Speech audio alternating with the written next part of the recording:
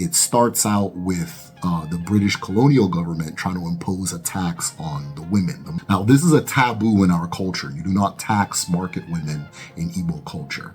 And so the women at that time refused to do it, and they began sitting on or doing this very tradition a lot of the colonial officers and their collaborators. The British then opened fire on them, which then caused the women to go violent and started fighting them back, and it turned into an actual war that spread across the entire Igbo region and even beyond into cultures such as Ibibio and so forth.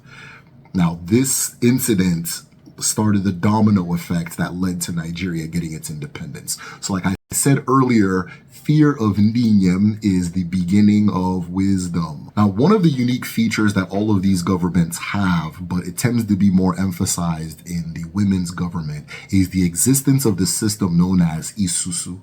Isusu is a collective pot where every single member will contribute a specific amount to the collective pot.